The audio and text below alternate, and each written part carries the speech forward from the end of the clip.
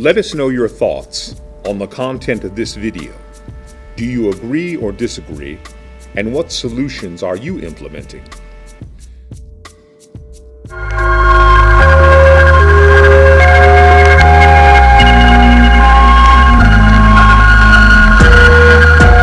all the parents in the house, one of the most astounding things that when I ask a girl to the mom, do you have her passwords? And they say no.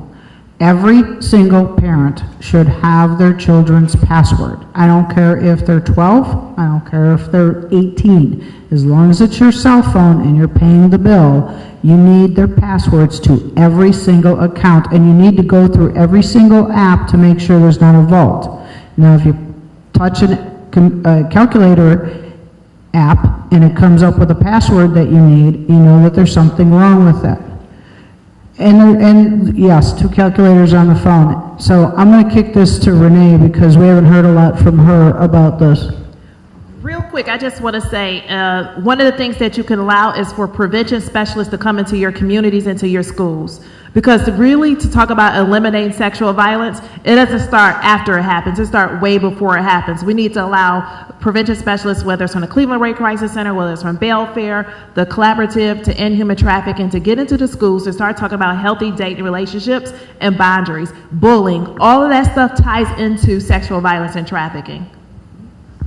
And I think that was a great question. I love innovative ideas because that's something that hasn't been done, going in there. I don't know how we could do it, but I love new ideas. And that's a good idea to be able to put some kind of ad in those chat rooms. But I can tell you for sure, the thing that's great for me is that I've learned so much about the social media from all these things, because for some reason they always make me their friend, which is great because I get to see everything, which is good. And I tell the parents, that's what you need to do, because we're talking about saving their lives. And when I was growing up, you didn't even have, my parents used to be like, there's no privacy. They told you straight out, the only privacy you get is when you get out. Then you can have all the privacy you want. And they always told us, and we used to have those little diaries with the little key that you could break in with a bobby pin, which my mother did, okay? And so that was our only privacy. But you know what it made you? We talked. We had conversations. We talked about subjects. Now we don't have that. So kids use social media as a sounding board. Because if you're not, I see adults. We have adults, and I'm like, wow, look at this adult, what they're saying out there. So if it'll draw you in without you knowing it, you get to express yourself, say what you want. And if you're a kid and you're having a bad time at home, the trafficker, that's how they recruit so many. They could just go out there and read a few, 4 or 5 posts and know what's going on. That's how I find out what's going on. I'd be like, if somebody missing, I go right to their page. And I'm like, that's why I ain't seen her. Because they put everything out there. So if you have a child, a nephew, or any young people that you know, they use that. I was reading the other day how that Snapchat got a whole porn section that people don't even know they can just get in there and see porn. Because we see a lot of kids addicted to porn. We have a 9-year-old we're working with, addicted to porn, 9 years old.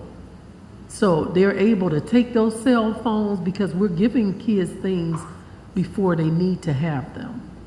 And who's checking their voicemails? Who is checking who's talking to them, even through games? We've had people met people through video games and things like that. So that social media is a huge part. I encourage you, if you have children, like the judge said, you get their passwords and you look at their phones, you screen it, just like he said in that video. They're hiding it and covering it up because they have it's just a tool that's being used.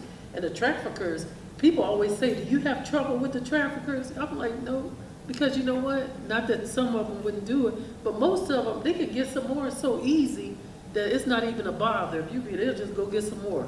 It's that easy.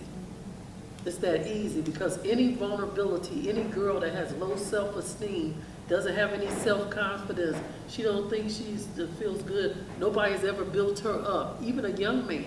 See, the young men, we don't see the numbers like we see, but with the women, But you better believe they're out there. But it's very hidden and very shameful for them to even come forward.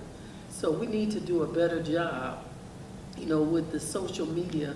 And it's a constant thing that you're fighting all the time. They shut down one site, something else will open. I wanted to digress a little bit because I really wanted to make a strong point about the internet. The internet is probably one of the best things that's ever happened to us, okay? But just like any good drug, there's a side effect. The side effect is that our kids and our adults are being exploited. You think about it. It starts at home. We don't sit down with our kids anymore and eat dinner, not once a week. Everybody's always playing on some device. You see it in restaurants. You see it wherever. Just think about how much time that kid is on a tablet, a mobile device, or a computer. Now, you guys that are old enough in this room remember Dateline NBC, Chris Hansen, To Catch a Predator? Remember that?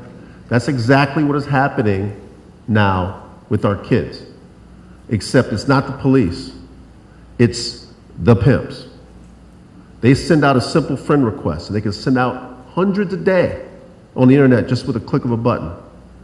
And if they get 4 back of those 100, it didn't cost him or her a cent to send out all those friend requests. Now they have 4 or 5 potential targets that they're going after. And what we don't get is that, if you recall, pedophiles used to have to know their victim. They used to have to have contact with their victim in some way, shape, or form, whether it was somebody at school or somebody wherever, at home, a relative. They don't need that anymore. They have the internet.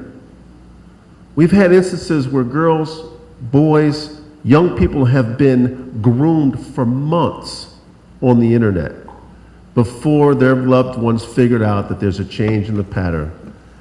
They were in the honor roll, now they're not in the honor roll. They were a lifeguard, now they're no longer a lifeguard. They were in the band, they're not in the band anymore. And then something happens that says, hey, what's going on here? Why is there a change? Because I don't even talk to my child anymore. It's because they've been groomed now for 5 months on the internet and you didn't know it. You have to understand that there has to be protocols for you, your grandchildren, your children. Know their passwords. If they don't want to give you the password, take the phone. Have a central charging location. Don't let that child go upstairs in the bedroom and take that phone to bed, because we don't know who they're texting in the middle of the night. If it's in a central location, you know it's not in bed and they're sleeping. They're not up chatting. I can't tell you how many investigations that we've had where we have, my child's missing. I don't get it. I don't understand. What happened? I missed it. What's going on? Well, yeah, they have a Facebook, but they also have an alter ego that they're friends with. It's them, but it's the real them. The parents, the side the parents didn't see. I can't tell you how many missing children we've had, investigated, and recovered that we found an alternate page and were able to go get search warrants on that page to find out who they were with.